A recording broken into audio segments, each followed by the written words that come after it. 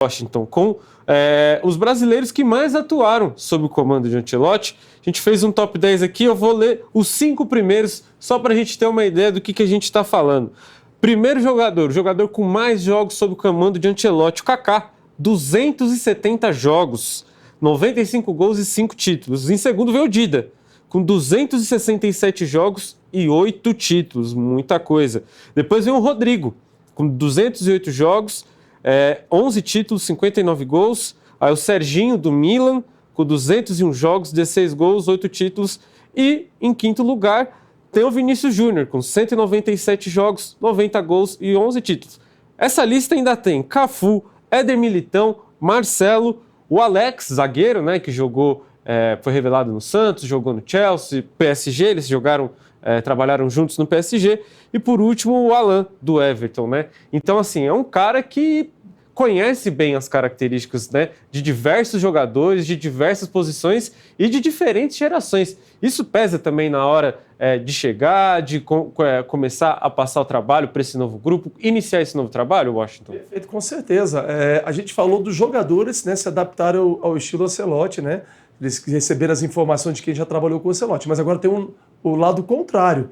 E isso é muito importante. O lado contrário é o Ancelotti já sabe como lidar com o jogador brasileiro. Se eu não me engano, aí ele treinou 34 jogadores brasileiros, né? Desse que você citou, mas outros foram 34 que ele até disse ali na entrevista. Assim, então, ele está adaptado ao jogador brasileiro, ele está acostumado, ele sabe como lidar com o jogador brasileiro.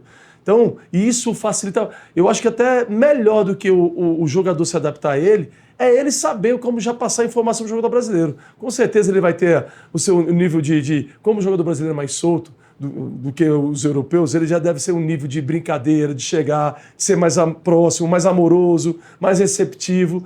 E aí depois passar a mensagem dele, passar a cobrança dele. Ou, enfim, ele conquista o jogador brasileiro, ele sabe como é que o jogador brasileiro gosta, se adapta, e aí depois ele vai lá e cobra. Então, assim, com certeza ele tem essa experiência, e isso é uma vantagem enorme, ele já sabendo de como lidar com os jogadores brasileiros. E tanto é que, assim, foi o que a gente destacou no início da nossa transmissão, né? Os últimos 2 jogadores brasileiros a serem eleitos melhores jogadores do mundo foram sob o comando de Ancelotti. Perfeito. A gente está falando de Vinícius Júnior, né, do Real Madrid, e o Kaká na época que jogava no Milan.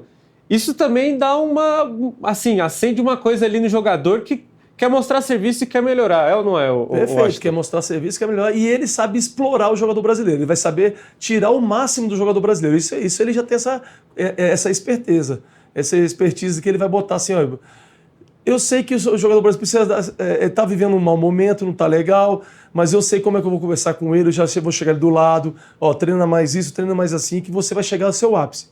E é exatamente isso. Pela experiência dele, ele vai explorar, fazer de tudo para explorar o melhor, vai tirar o máximo do jogador brasileiro. E ele tirando o máximo de cada um jogador brasileiro, aí sim a gente pode acreditar de que a seleção brasileira consiga aí fazer, quem sabe, claro, classificar para a Copa do Mundo, que pela situação de classificados, o Brasil com certeza vai chegar sim à Copa do Mundo, mas quando chegar lá, ele vai tirar o ápice do melhor de cada um. E aí eu já incluo, quem sabe, o Neymar. O que ele vai fazer? Acredito que ele vai trabalhar o Neymar, conversando, para que o Neymar foque na Copa do Mundo.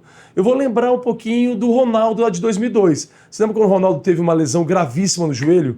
E aí foi toda uma preparação. Eu lembro que eu estava também na seleção brasileira, na convocação, eu fui até o último amistoso para a Copa do Mundo, acabei não indo entre os 23, mas a gente estava na expectativa do Ronaldo se recuperar e ele estava se preparando para a Copa do Mundo de 2002. E realmente se preparou, enfrentou e ganhou, né? E foi um dos protagonistas. E o Neymar só precisa da cabeça do Neymar.